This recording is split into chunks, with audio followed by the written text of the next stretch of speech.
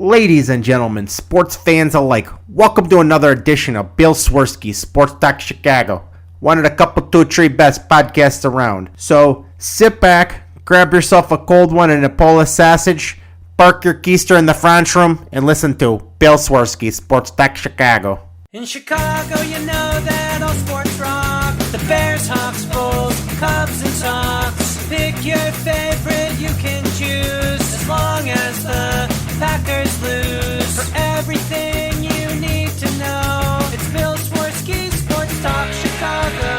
Bill Swerski Sports Talk Chicago. Hey everybody, welcome to another edition of Bill Swerski Sports Talk Chicago. This is your hosts, Alex and Sean. On this episode, we are going to be talking about Bulls in the playoffs, some ridiculous Bear stuff, and White Sox and Cubs doing well to start the season.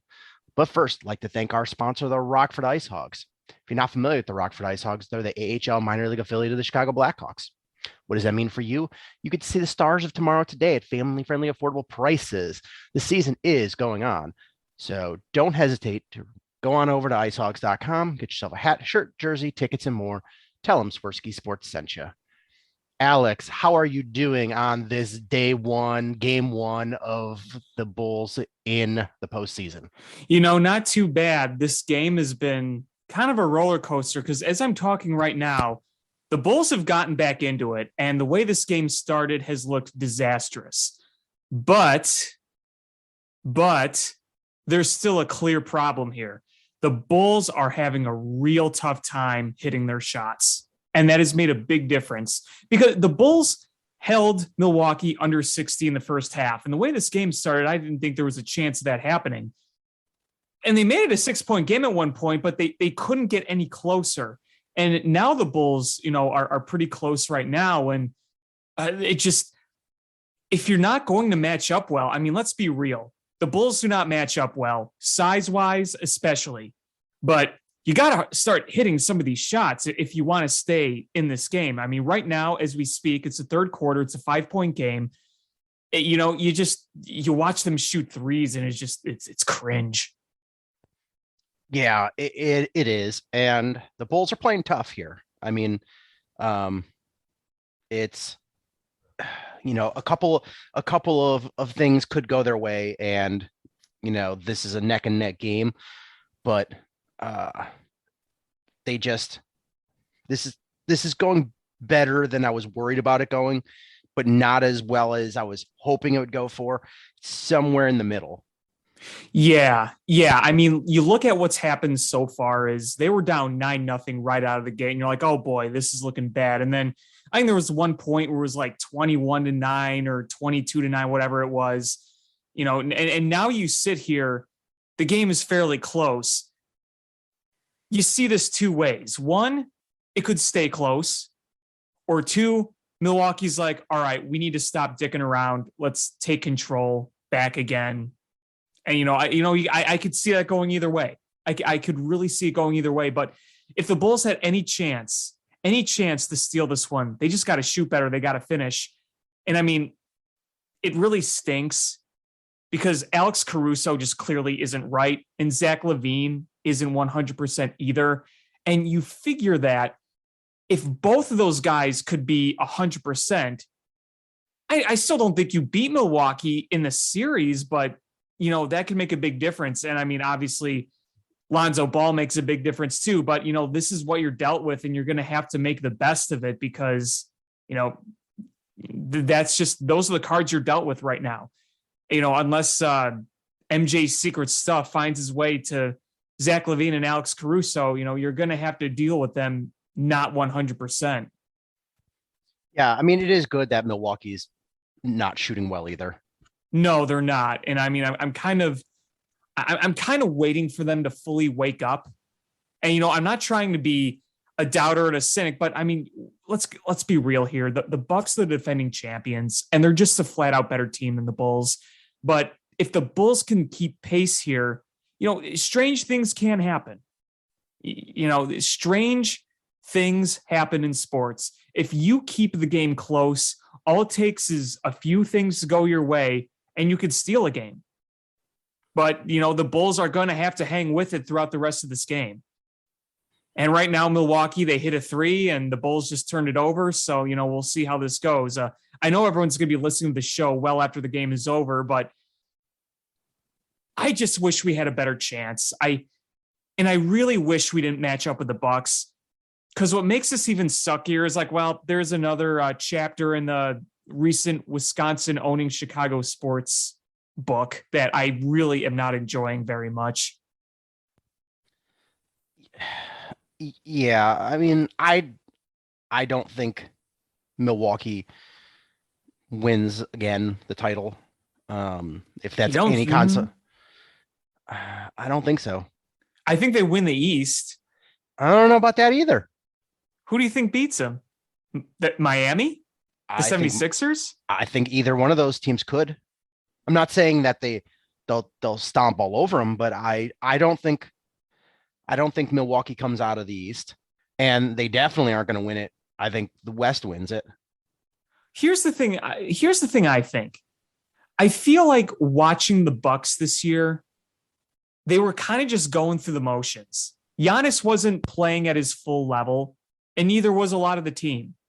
They were just getting through the season so they could get to the playoffs. That's why I think they can win it all again. We'll see.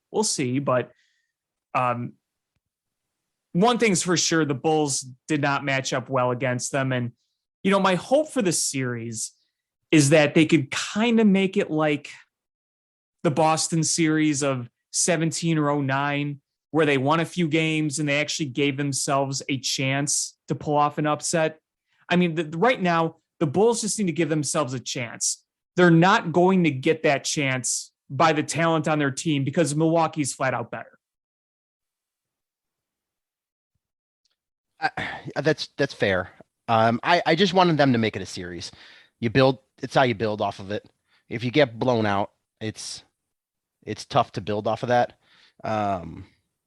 If you make this a competitive series and win a couple games and make the ones you lose at least competitive, that I think that's really sets you up, the momentum going forward.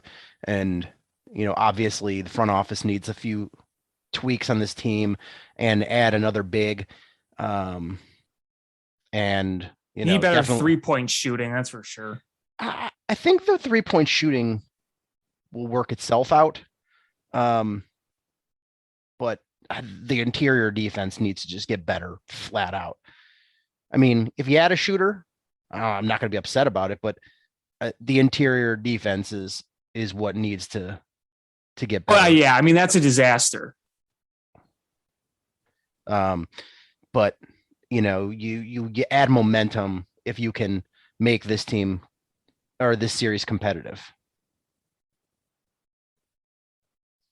I just hope that going into next year, no matter what additions they make to the team, that they just see better luck with the injuries, because it was brutal this year for the Bulls. Oh, yeah. Absolutely brutal. I don't think there's any way the Bulls are as bad as they were down the stretch if they didn't have Lonzo Ball out.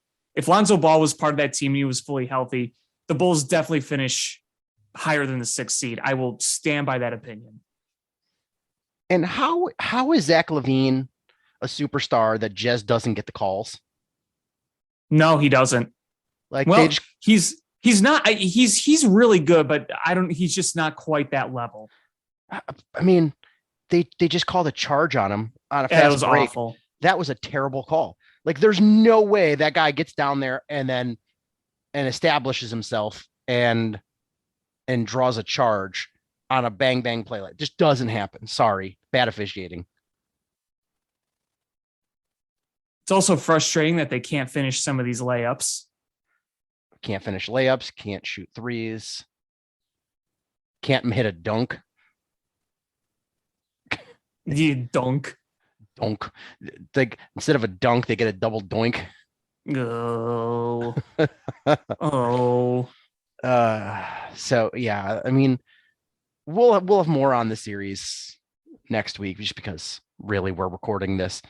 It's middle of the third quarter in game one. Not much to say. Both teams are shooting piss poor. You're still seeing some of the same problems you've seen in this matchup for most of the games this season. Yeah. I just really hope that no matter what the circumstances are, the United Center is just lit when the Bulls come back, because the United Center hasn't seen playoff action in a few years for either team. Yeah, it's been a minute. And what was the last time? 2017. Because the Bulls and the Blackhawks both made the playoffs in 2017. Yeah. 2018, both missed. 2019, both missed. 2020, the Blackhawks ass backward their way into the playoffs via COVID, but they played in the bubble, so they played in Edmonton. Last year, both missed, and now this year, Blackhawks will miss, but the Bulls are in it for the first time since 2017. So, yeah, and they haven't won a playoff game at the United Center since 2015. The last time they won a playoff game at the United Center was that Rose buzzer beater against the Cavs. Oof. Oof. Can you believe that? It's been that long. That is a long time. That's a drought right there. Yeah, the only team with a longer drought at home is the Bears. They haven't won a playoff game period since 2010, but they're the Bears, but still, I mean, if you think about it, the Bulls have spent a lot of time since 15 rebuilding, yes, but they still had Rose and that core in 16. And then in 17, they won the first two games of the playoff series, but that was in Boston. And then you went back to the United Center and Boston absolutely murdered you in games 3, 4, 5. So, you won the first two, then lost the rest of the way. And then you haven't played since. So it would be nice to at least end that home playoff drought. Wouldn't you think? Yeah.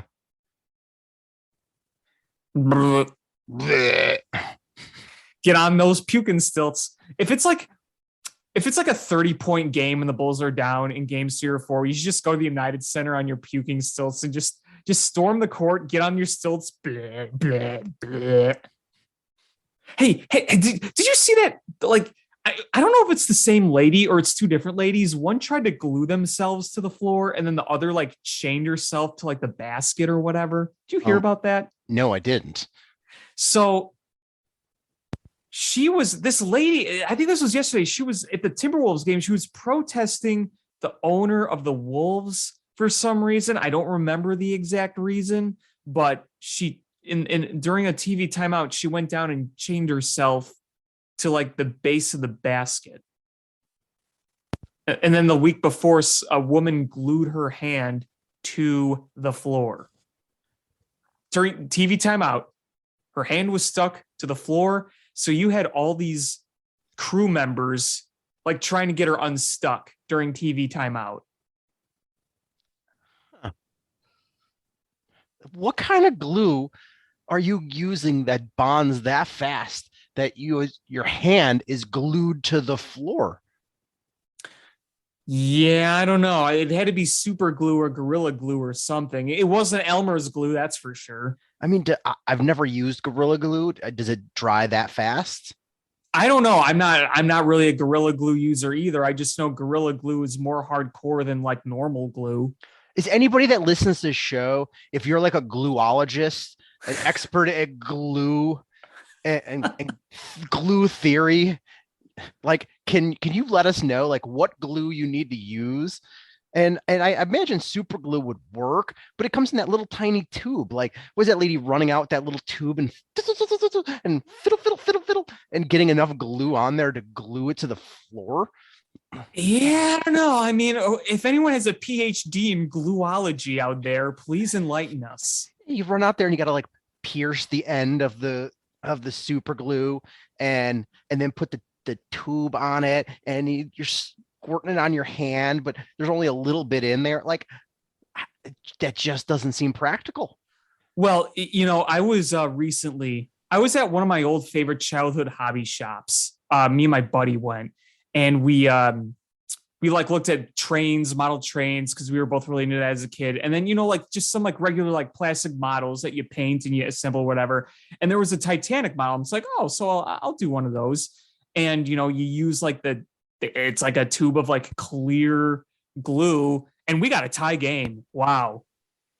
Vucevic with the 3, we got a tie game. Anyway, so I get the tube of glue, and it is just the foulest smelling glue you can imagine. Like you huff that stuff and like you feel like 10 brain cells die with each huff, maybe even more. Like it's so potent, but it's really hardcore stuff, really, really makes it stick. So I don't know if that was the type of glue. I don't know.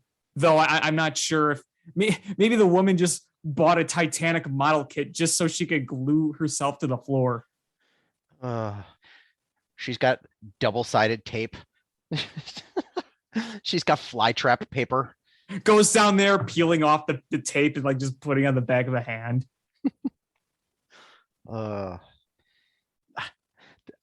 Who thinks like, you know what? That's it. I'm gluing myself to the floor. Yeah, I don't know. I gotta look at this story again. Glue to floor. First thing that pops up is glue to floor fan.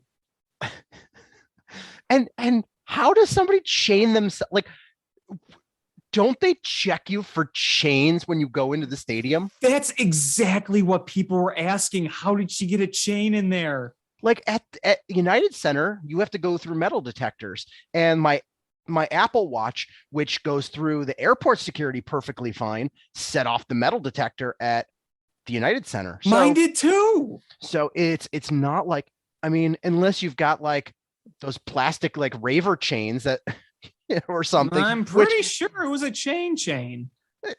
Like how did she have that? Was she making like a makeshift Huck Finn belt out of it? She's like, it's my belt. I need this so my pants stay up. They're like, okay, you just go right through security. Or maybe Minnesota Timberwolves don't have security like that. They're just like, it's cool. Yeah, what scenario is going to happen? What's the worst? Oh, some fan is going to go down and glue themselves to the floor. What are the odds of that? Old glue fan. So now because of this lady, none of us are going to be able to bring glue to sporting events anymore. Yeah, thanks for ruining it, lady. I was going to bring my big thing of glue to the Bulls playoff game, but now I can't. And the Bulls now lead 69-64. Wow, 13-0 run. Which is amazing because they're playing terrible defense. Like I've never seen so many wide open shots where it looks like there's a foul called and the guy's just continuing anyway.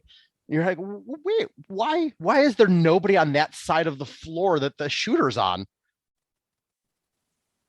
Oi. Someone get the glue. Quick, it's glue time. Stop. Glue time. Do. Squirt. Someone's going to listen to just that little part of what you just said and be very confused. Or they're going to be like working while they're listening and they're like, I missed a part of this. What the hell is he talking about? Back 15 seconds.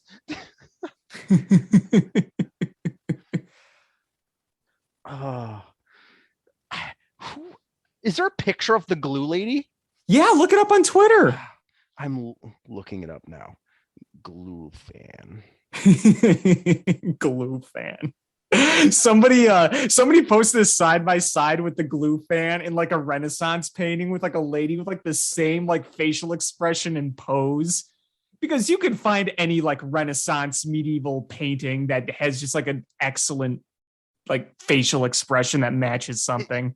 It's funny is go and look at like any of those types of paintings and there's always something ridiculous going on and you're like, what in the world were they trying to paint here? Like why is there a naked baby with a sword and a demon tickling that lady's fanny? Like what's going on here? And then somebody's always got a goofy expression on their face.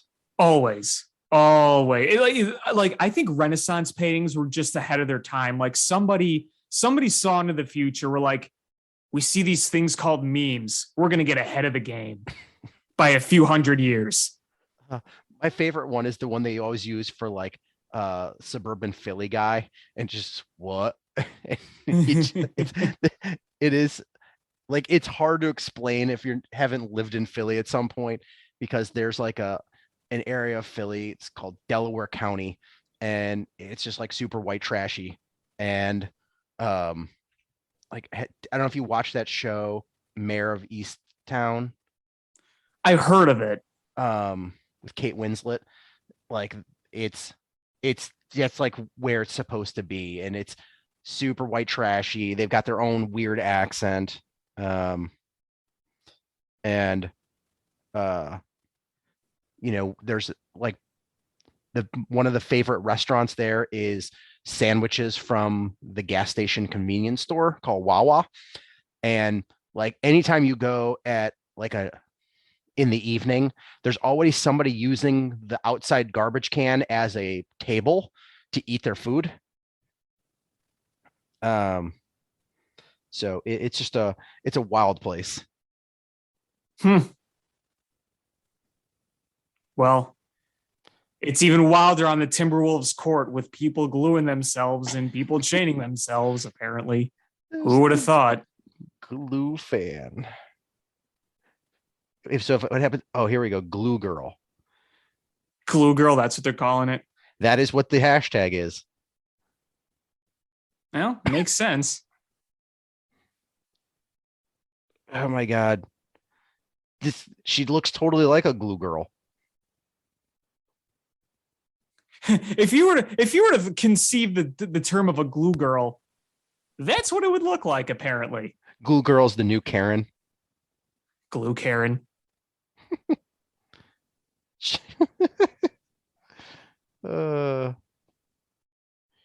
She glued herself to the floor. Like, did you ever once think like that was going to happen? I don't know, but I'm looking at the pictures of the people around and nobody else seems to even care. Like nobody's even looking at her, and she's there. Yep, just kind of just stuck. Glue girl. I just typed in glue girl and said Patrick Beverly on his way to talk shit to the glue girl. Yeah. Glue girl and chain girl. I saw a picture of the skin she left behind from the glue. Ew. I didn't want to think about that. Who you all got in a 7-game series, glue girl or chain girl? Ooh, that's a tough one. Yeah, the handprint is still there from the glue in her skin. They should just keep that as a memorial. Hey, remember that time that happened? We're not going to get rid of that marker. Just keep it there. Well, like somebody types up a report about what happened.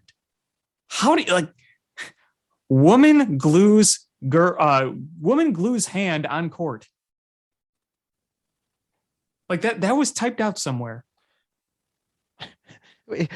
Glue girl sneaks back into the game, and then it cuts a picture of her into Tobey Maguire from Spider-Man 1 climbing up a wall.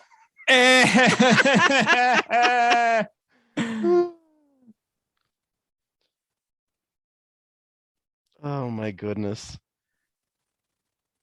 The great thing is that the great thing is that when something like that happens, the internet jumps into meme right away. Glue girl left a bigger impact on the floor than Karl Anthony Towns.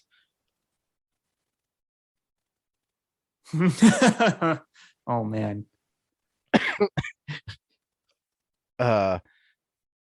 Why do I kind of love Glue Girl? This is so batshit insane. I kind of respect it. I mean, like, was this planned out? Did she just wake up one morning, I'm like, you know what? I'm going to glue my hand today. Or was this like a big scheme of hers? I don't know. I don't know. Another one that has an animated GIF of the teacher from Billy Madison putting the Elmer's glue all over her face. Oh my God. How did I not hear about this? Well, now you know. Now you know. You learn something new every day. Wow. Well, that made my day. Glue Girl. Glue Girl.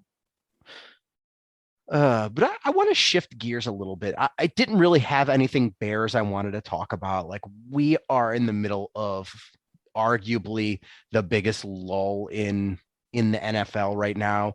We're about 2 weeks out from the draft. So you're likely not going to see any or very few signings at this point. And it's all going to be, the talking heads and the writers just regurgitating garbage or making up garbage to keep people reading. And that's the worst. And the thing I want to bring up is some ding dong from I think Sports Illustrated. Oh, you talking about Florio? No, the guy that Florio was responding to. Like Scott yeah. Orr, I think his name was. Yeah. Was talking about how the Bears should trade Justin Fields, or Justin Fields should demand a trade. What? Why in the world would the Bears even consider trading Justin Fields? And the Bears are absolutely not showing that they don't believe in Justin Fields because they're not building a team around him. The new general manager was very clear. With Ryan Pace, you never knew what was happening because that man never told the truth. It was always a spin or, a red herring. Ryan Poles has been so direct and honest in everything that he's planning to do. Mm-hmm. It's not sustainable to build via free agency. We need to tear this roster down and rebuild through the draft. Like, he's doing these things. And he said, we don't have enough draft picks. We need to fix that. So he went ahead and traded Khalil Mack and fixed that. Added another second-round pick. He's gotten rid of dead weight. He's building with low-cost 1 to 2 year contracts. And you're going to see him build through the draft because it's not sustainable to go out and sign $20 to $25 million wide receivers. You need to develop them. It's not sustainable. And he's building around this new offense and the quarterback we have in place. So it's stupid that to be like, oh, well, they don't believe in Justin Fields because the new general manager is doing exactly what he said you need to do to build a successful long-term franchise. Yeah, I don't get that at all. I mean, to me, I don't think anybody actually believes that, not even the person that made this up. This just screams, we need some sort of narrative to start controversy, so we're going to say this nonsense. Like, I don't know how else to put that because they clearly believe in Justin Fields and they're building an offense around him. They're not done yet, though. Like, we don't have training camp until July. We didn't have our starting left tackle for most of the season until late July or like last year. It was training camp was well into swing of things before we had our starting left tackle. So this is not a completed team. We haven't finished the draft. We haven't started the draft. At some point in the draft, we're going to add a bunch of players. We're going to bring in a whole bunch of undrafted rookies. And then they're going to sign a few more free agents. This is not the team we're going into the season with. And even so, are they in any worse shape than they were last year? I mean, we have a new offensive scheme, which is going to, is already a start, because you had a head coach / offensive coordinator who was intentionally trying to murder your quarterback. Not having a murderous intent definitely is a bonus. And they're going to run the ball. This is going to be a run-focused offense. So that's going to help your young quarterback. And moving on from Allen Robinson, is Allen Robinson a very good wide receiver? Yes. But we have to look at facts. The Allen Robinson that played last year with Justin Fields was not a good wide receiver. What did he have? Like 300 some yards receiving? It wasn't good. So you have to look at it based on that. Are you having to replace Allen Robinson, Pro Bowl level wide receiver, or are you looking at replacing a guy who was injured a lot of the season and didn't want to play and had like 350 yards receiving? Like that's the guy you're replacing. That's the guy that Justin Fields played with last year. So yeah, you've already replaced him with Byron Pringle. Now you're looking to even replace him more with one of the top 10 wide receivers coming out of the draft. So, of course you're going to add more. You're hoping that Tevin Jenkins and Larry Borum take the next step forward. I'm sure you're going to improve the guard position, whether through the draft or through free agency, because there are still free agents left. This is going to be a work in progress as well, because the year after 2023, you're going to see even further improvements, because you're going to have another draft class and you're going to have a butt ton of money to be able to sign free agents to help him. So I don't understand where they're coming from, other than, just writing something to write something. And think about this too. And I know that this is the previous regime that did it, but the franchise traded up to get Justin Fields. They gave up a lot to trade up. So you're just going to give up on him after 1 year? Yeah. It's nonsense. Like you brought in a new staff to work with him. Like your general manager, who has been truthful and honest in everything he said, talked about, how they're building around him. And part of the improvement is going to be driven by Justin Fields' improvement as from first year to second year in general. So I don't understand. Ryan Poles has been nothing but complimentary of Justin Fields. Now, is he going to talk about him like he's one of the best and has won a Pro Bowl and has been an MVP? No, because he is not. There's a lot of things Justin Fields needs to work on, but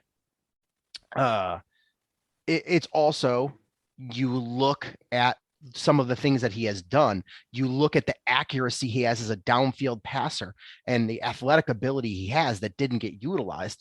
And you're like, we can really take advantage of those things. And we're really excited to be able to take advantage of those things. I mean, the kid is 24 years old and was under arguably the worst offense in the league. Like, you have to be able to salivate thinking, all right, the improvements he's going to make just from that, leap in the second year to an offense that is built around him, not in spite of him, like we're going to put better talent around him. Like those are three things that are just absolutely make you feel good about having Justin Fields at quarterback. Yeah, I just don't see why there would be any need to say, you know what, we're going to intentionally ruin things for Justin Fields so we can move on from him, or that we want to trade him now after 1 year without even having any sort of work with the new regime. You're going to get a new regime and then automatically say like, no, we don't like him, even though he's been in the league 1 year under a terrible one, when you know that you don't have the draft assets or the assets in general to turn yourself into a contender right away. Now, can I understand some people saying, yeah, I wish the Bears at least did a tad bit more to give more to Justin Fields? Sure, but the draft still has yet to happen. The draft is coming up. And like you've said before on previous shows, once you draft, you'll be able to bring in a bit more of a reinforcement. Nothing huge, nothing fancy, but, when this stuff comes out prior to the draft, it's just ridiculous. And I say this before, I'm not saying the big free agents never make an impact, but how many teams win the offseason based on the first round of free agents? How often does that actually happen? Does that result in Super Bowl wins? Okay, the Bucs got Tom Brady a few years ago. It's freaking Tom Brady. How many teams have gone out there and made big splashes via free agency? And look what happens. Hell, remember Ryan Pace? Ryan Pace early on in his career, going to the 2015 or 2016 season, remember, he made a lot of moves. He got Danny Trevathan. He got Akeem Hicks. He signed a lot of guys, and they ended up not being very good. So, yeah, you didn't get the best guys available. We'll see. I mean, I don't expect the Bears to be good. I'm not saying that by any means, but to write off that Justin Fields would want out before you even draft is just crazy. Yeah, I mean, the man that's heading up this team, our general manager Ryan Poles, said the most important thing for building this team is going to be the draft. We have not had a draft where Ryan Poles has been the head of the Bears. So how are you going to judge anything? Like, all right, if after the draft, they spend every single pick on defense. Okay, then you could be like, all right, now we might have some criticisms here. But we haven't had the draft. Like, what if he adds the first two picks are a guard and a wide receiver that are going to start right off the bat and help you. And it's your two of your biggest needs on offense. Is that going to change your tune? Because at that point, if you add a guard that you can plug and play, then you've got you signed your center in free agency. You've got Whitey Coathair. You'd have starting guard, and then Borum and Jenkins as your tackles. Who were your tackles last year? Okay, so you've got your offensive line. Is it the best offensive line? I don't know. Probably not, but it depends on the growth of Borum and Jenkins. Depends on health. Depends on how good Lucas Patrick comes in and steps in. You add a stud wide receiver. Okay, makes your wide receiver core look a lot better. We felt fine with our running backs going into it. We've got our tight ends. So really, what more can you really add to your offense that is going to help them immediately? Right. So I mean, if they go in and do that and spend their first two picks to bolster the offense, that says a lot. It says they really do believe in building around this quarterback.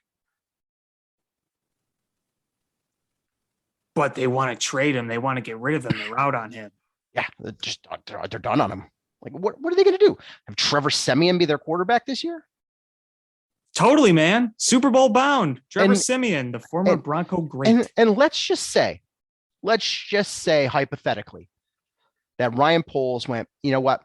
I want the quarterback of this franchise to be a quarterback that I brought in. I don't want to ride the coattails of my predecessor. Are you going to sell low on him? No, you're going to right. That's even bigger nonsense. Is you're going to try to sell high on him, have him come out there and look good. And then you're like, oh, we're selling a 25-year-old quarterback with multiple years left on his rookie deal. Then you're going to get a lot for him. But you're not going to sell low on a quarterback going into his second year that you already traded a first round pick for. Like, it just doesn't make any sense. No. That's why you dismiss it and you move on. It's mind boggling.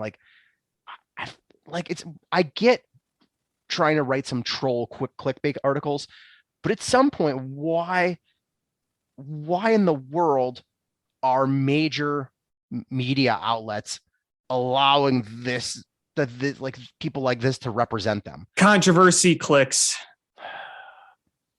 But that's really all the Bears things I had to say. Next week I'll have my final mock and I'll have my mock feed into my final bit of free agency signings, which, just saying, Akeem Hicks is still on the market and Larry Ogunjobi is still on the market.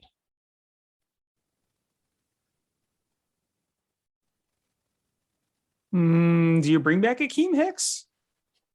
If he's cheap? I mean, if he's cheap, if he's cheap and healthy, he's a damn good defensive lineman. Yes, he is. But if he's not healthy or he's expensive, then absolutely not. But at this point, he's not going to get a multi-year deal. So, I mean, he's probably going to be, what's the old saying? Beggars can't be choosers. He doesn't have a robust market.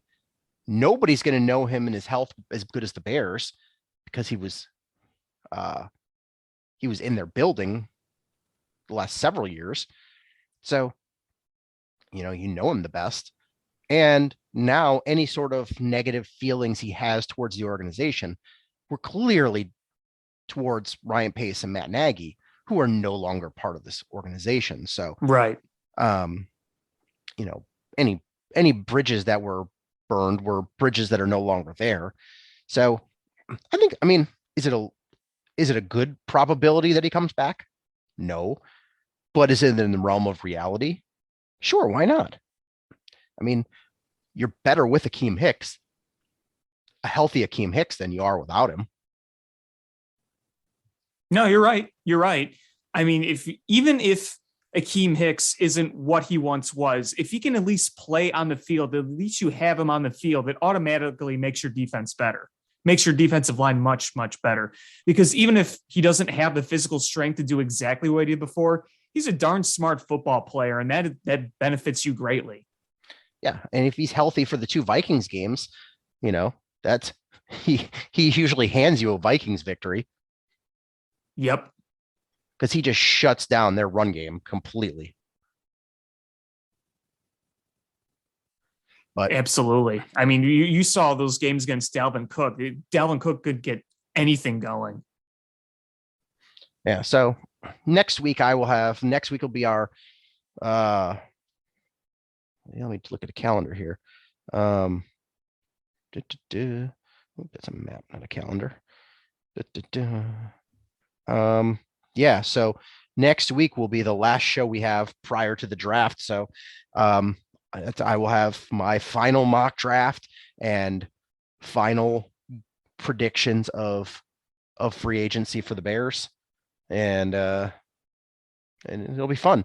We're less than 2 weeks away from the draft, and I love it. I'm excited about it. Me too. Because part of me is like, I'm tired of the speculation. Let's just get here already. Yes. And all the crybabies who are like, if the Bears don't do this with the number 39, I'm done with them. Ryan Poles is dead to me.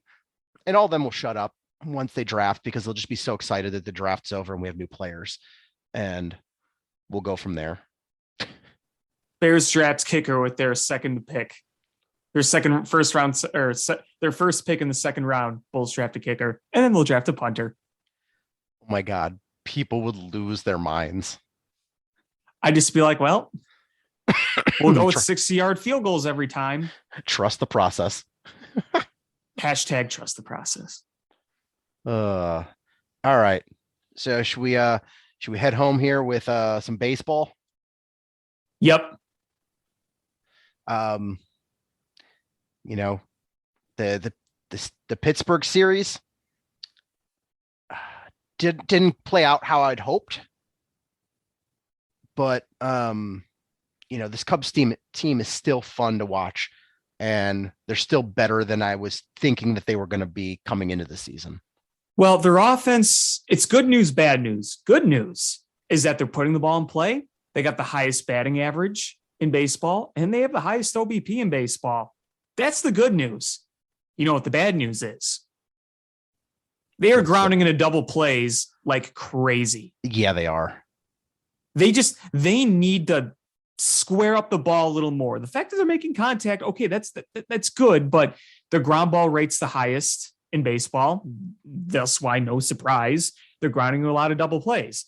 I mean, the nice thing you could say is, well, they're grounding a lot of double plays, and it means they've always got guys on base. I mean, they are getting on base, and they're hitting a lot of singles, which isn't necessarily a bad thing. You know that this team just doesn't have the power.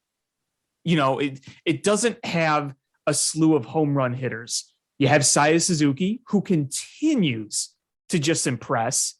You have Wilson Contreras. He's your established power guy. He's been around.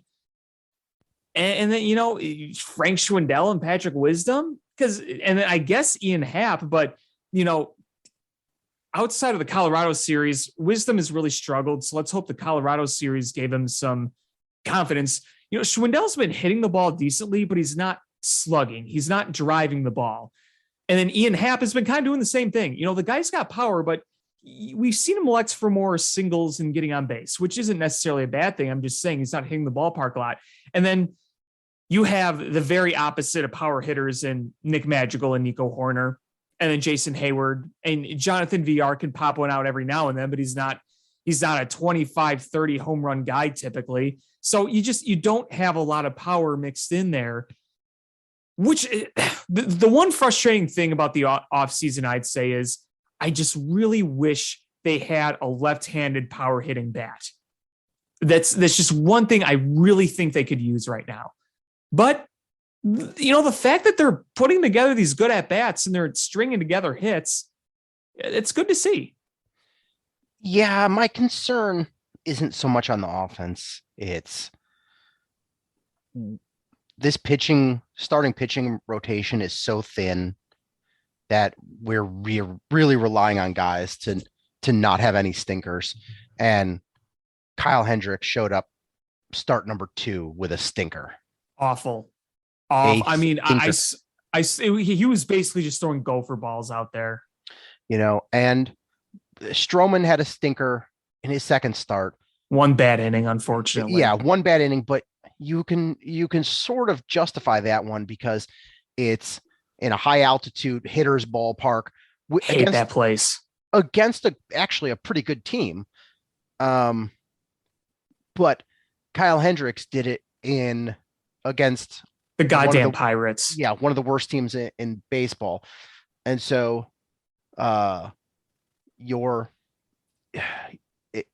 we talked about this ad nauseum prior to the season, that we've seen too much of bad Kyle Hendricks.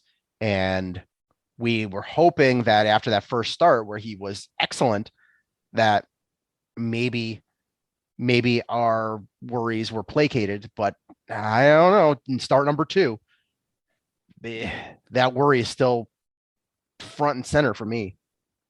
I mean, there was so much goodwill built from opening day. Opening day, he looked like Kyle Hendricks. And then you saw the gopher ball stuff again in Pittsburgh. We'll see how he does tomorrow, Monday night. He's supposed to start Monday night at home against the Rays. We'll see how that goes. Is this just another one of those things where he's just not good on the road, but he's much better at home? I mean, we've seen that the past 2 years. Yeah, roughly half your starts are going to be on the road. You've got to be better. Yeah. Or does that mean you just can't play for another team either? Like come free agents, you're like, shit, I can't sign with anybody but the Cubs because I can't pitch away from Wrigley. Yeah, right. Well, that's one thing, but I will say this. Drew Smiley has really impressed me so far. Yeah, he has. That's been a good pickup. We still haven't seen Miley yet. No. Oh, I want to see him soon. He was really good last year for the Reds. Stroman had a bad inning. Real bad inning. But I mean, I don't know what else to say. This team is in second place. The issues we've had with the offense have been alleviated a lot because it was all home run or bust, and we're seeing the ball put into play. Suzuki seems like it was already a good signing. The guy looks really good. He's a pro. I mean, he doesn't chase bad pitches. He takes them. He doesn't. And that's what's going to be hard about, obviously teams are going to change up their approach, how they pitch to him. It's just the nature of baseball. But being able to have such a good eye and good discipline at the plate is really going to make that hard for them to have an effective counter to what he's been doing, because he's not going to chase.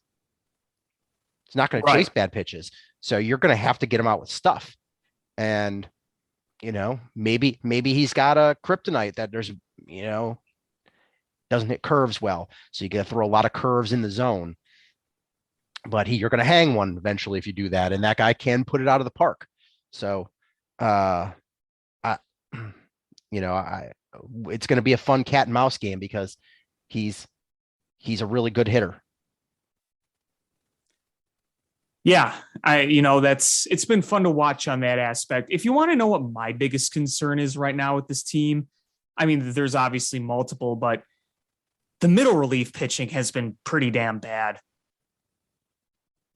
I'm less worried about that, honestly. The back end, I'm fine with. David Robertson has looked good. Michael Givens has looked good. Rowan Wick today really looked sharp. But I mean, who are you particularly worried about? Well, Daniel Norris hasn't been good. Okay, he has not. Chavez has been awful. Yeah, but Chavez, I don't know. Chavez should he have even been on this team? Here's the problem, though. If you're not going to see your starters go more than 5-6 innings, you need those middle relief guys to eat innings. And we're not going to see starters going deep for a while. No, that's why this is a problem. I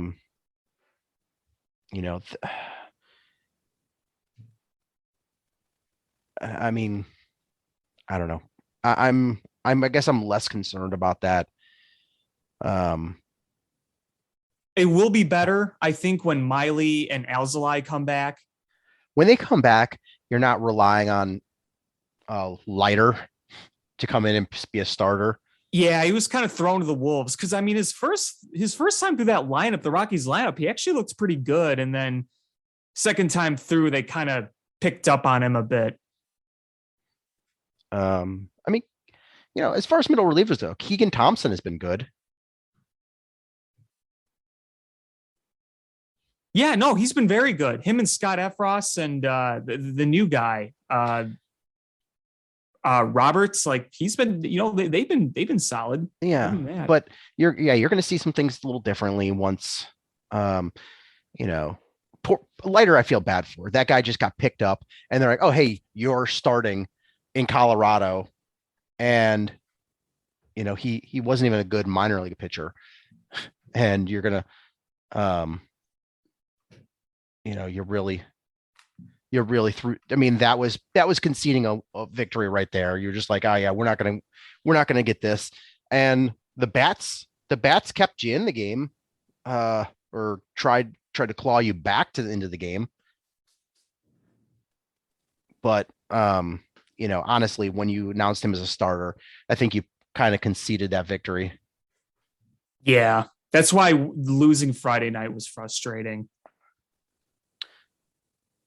Right. Alex Caruso took one right to the face. Oh man, the Milwaukee tried to give them this game and they just couldn't take it. Yeah, it is what it is. It's so bad on the threes. So bad. That last shot selection by Levine was awful. I mean, you had plenty of time and no rebounding. Like, it would be lovely if the Bulls had better rebounding. Like, go down there and compete for the offensive glass. You know who would be great on this team? And in prime Dennis Rodman. Yeah, that would be nice. Playing tough defense down there, getting those rebounds. Doesn't need any shots because he doesn't care.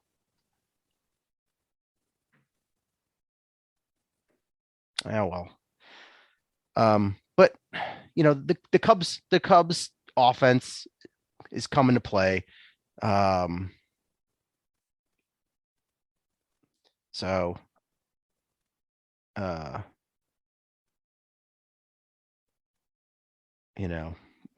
is what it is.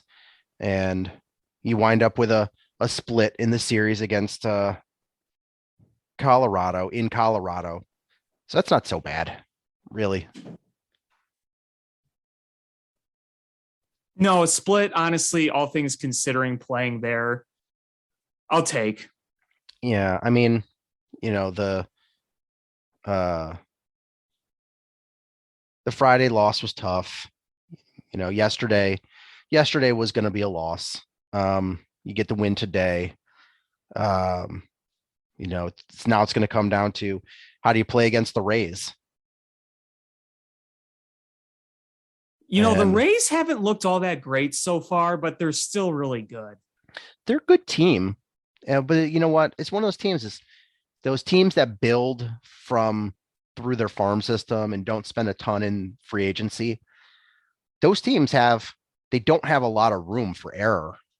And we've seen that with Oakland. Oakland will be really good, and then suddenly they'll fall on their face because they can't bolster outside the organization with free agency because they have such limited budgets most of the time. And the Rays don't have nearly as limited of budget as Oakland, but still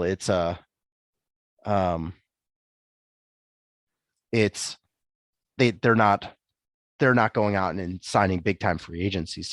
Or free agents. So it's, they're bound to have a down year, and hopefully the Cubs can take advantage of that. Yeah, absolutely. I think that it's going to be a tough stretch. You got to play the White Sox. You got to play the Dodgers coming up over the next few weeks. I think you play the Padres too. It's going to get pretty challenging. We'll see what this team's made of. On the other side of town, Gary was betting me that he said the Cubs will have a better record than the White Sox come the end of the season. So yeah, I'm going to totally collect on that one. What? The White Sox are good. I mean, they got half their team out and they're winning close games. So you take every win you get. Yeah. You just won a series against the Rays. You're up against Cleveland, who I think is second place in the division. So you're about to extend your lead in the division already. And you're already the only winning team, or the only team with a winning record in your division. So like, just chill. It's early in the season. You've got injuries. I get it. You dealt with them last year too.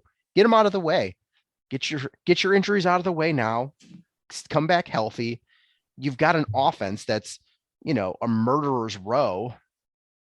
The biggest thing with your team is your damn manager is an idiot and wants Lurie Garcia in there all the time.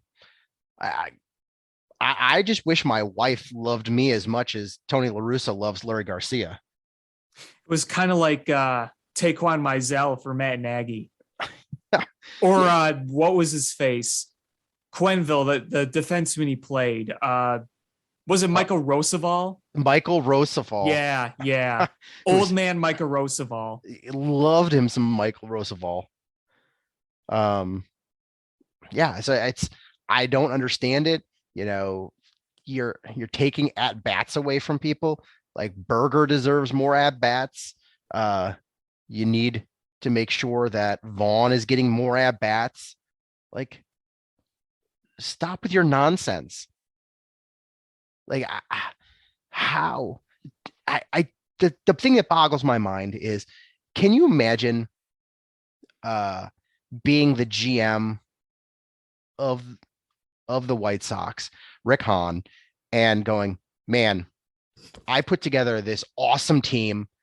I could have had AJ Hinch be the manager, but my ownership keeps saddling me with Tony La Russa and won't open the pocketbook.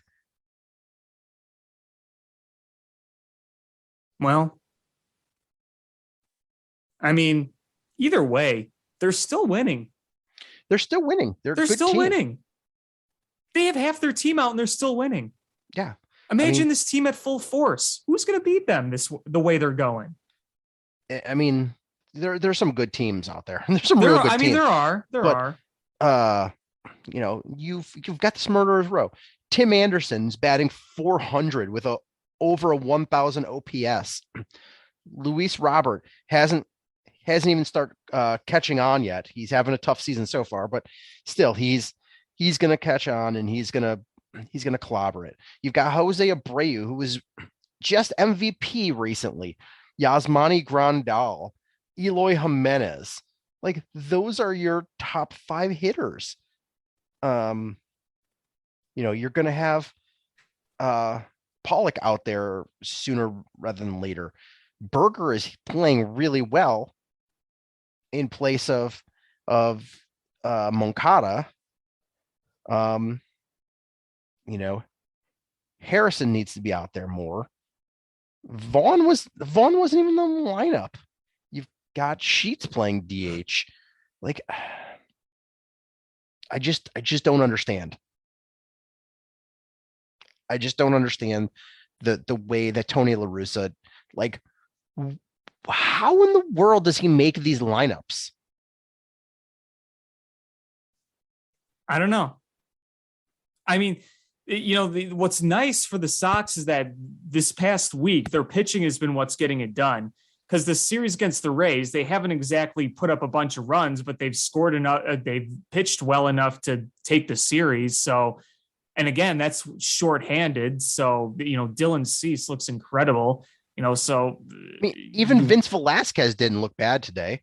Outside the first inning, he looked fine. It's just everything went kind of kaputs late in the game, but you still took 2 out of 3. Yeah, I mean, it was the bullpen that was terrible. Velasquez, I mean, not saying he was good, but when you 4 2/3 innings and you only gave up 3 earned runs as a guy that wasn't even meant to be on this roster, like, all right, I'll take that against the Rays. I'll take that any day. He's not the reason they lost this game. No, absolutely not. But Wander Franco does look like the real deal. Yeah, he does. Yeah, that kid's good. There's a reason they gave him that extension. The Rays don't give extensions the way they do. I mean, remember, he was the number 1 prospect for multiple years. And he's like what, 21, He's 20, young. 21. He's young as hell, and he's already making a huge difference. Yeah, he is. I can't believe he signed that extension because that is team friendly. I mean, sure, it's a lot of money, but it's pretty team friendly because he's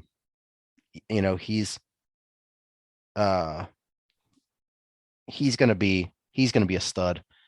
He is 21 years old. Just turned 21.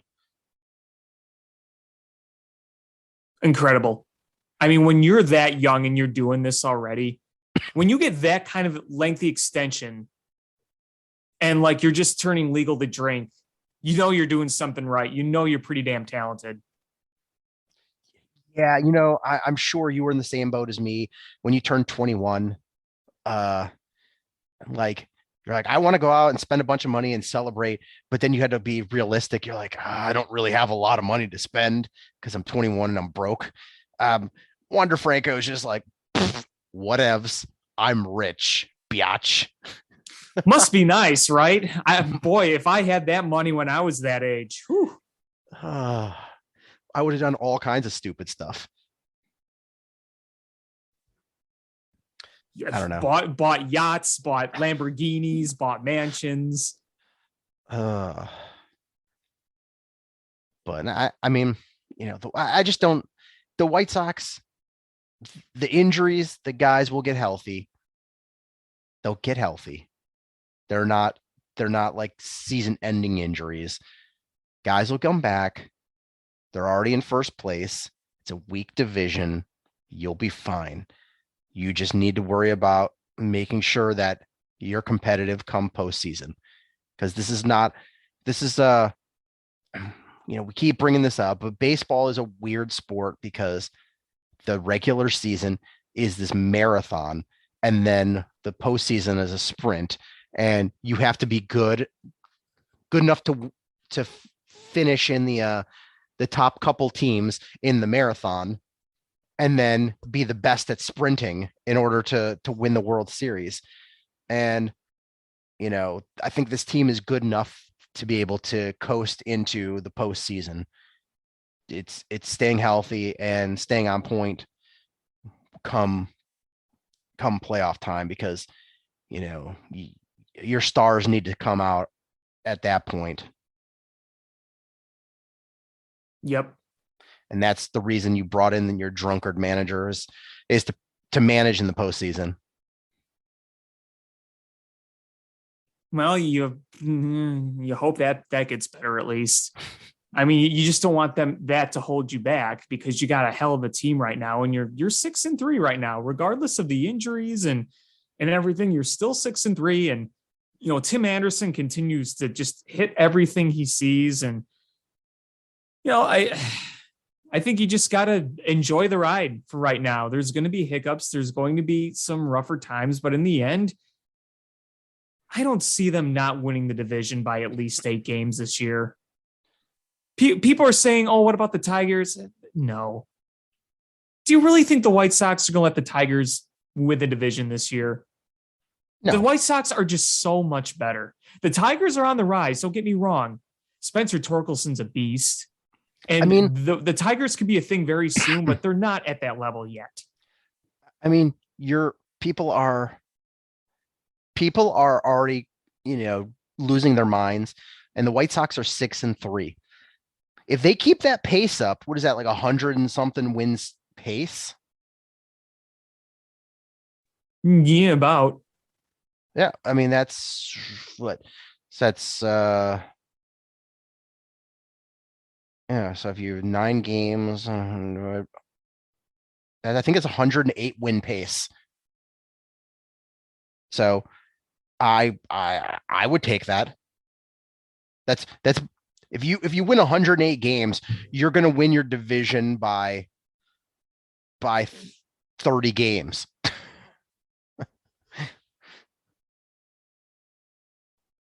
Yeah. I mean, I don't think it's going to be that big of a gap, but no, I don't. I mean, they're not also not going to win at this pace, right. For a whole season, but you're 6-3. That's a really good record. Chillax. Guys are going to get healthy. You've got so much offense that you're going to be able to ride out slumps. It just, there's plenty on this team to get you to the postseason.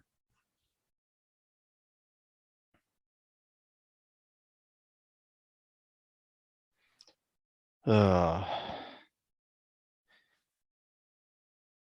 don't know. Is there anything else you wanted to talk about? Not really. Just I had zero expectations for the Bulls, and yet here I am, pissed off about this game one loss. That was there for the taking. They shot horribly. DeMar DeRozan couldn't even get 20 points. They played as good defense as you can get. And I would not be surprised if game 2 is a blowout. I mean, would you?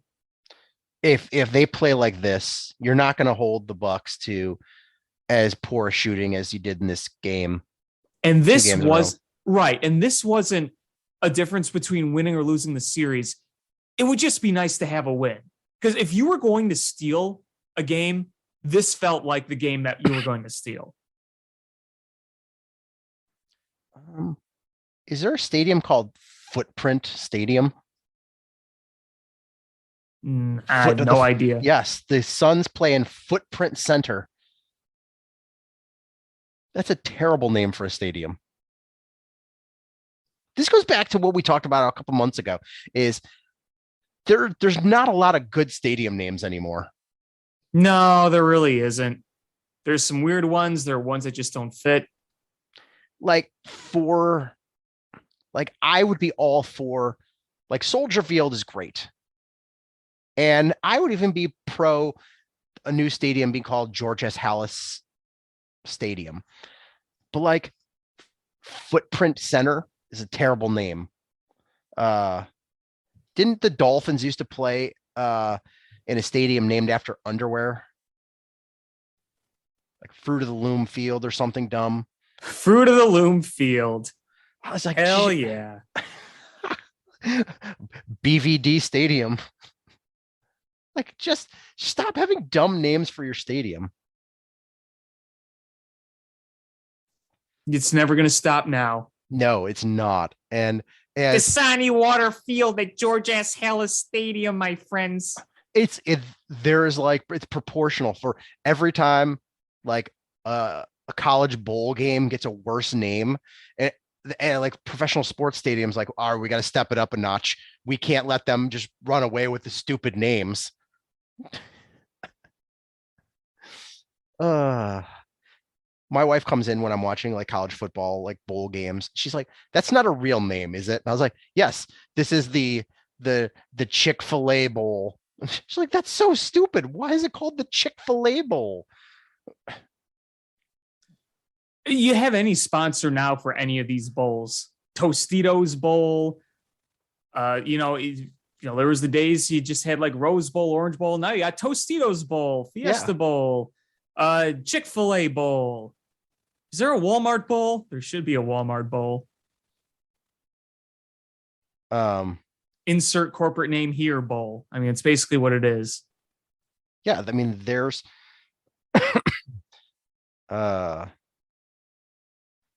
here we go. Some terrible bowl game names. I can't even think of how bad some of them are. The Bad Boy Mowers Gasparilla Bowl. The what? The Bad Boy Mowers Gasparilla Bowl. Okay. That was played in 2017.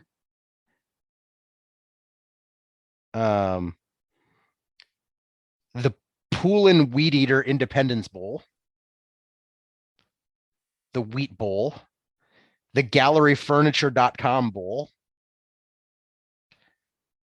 The San Diego Credit Union Poinsettia Bowl. The Salad Bowl.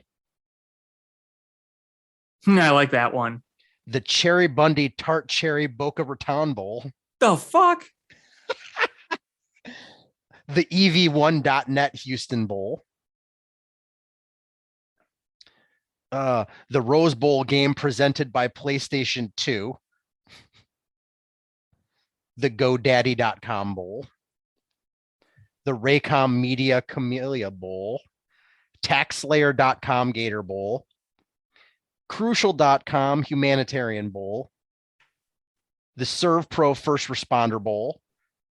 The Lockheed Martin Armed Forces Bowl. Tony the Tiger Sun Bowl. It's great.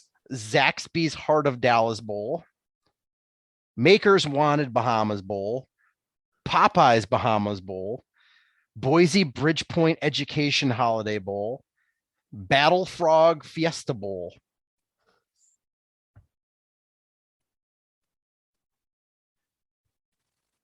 So What a list. There you have it. There you have it.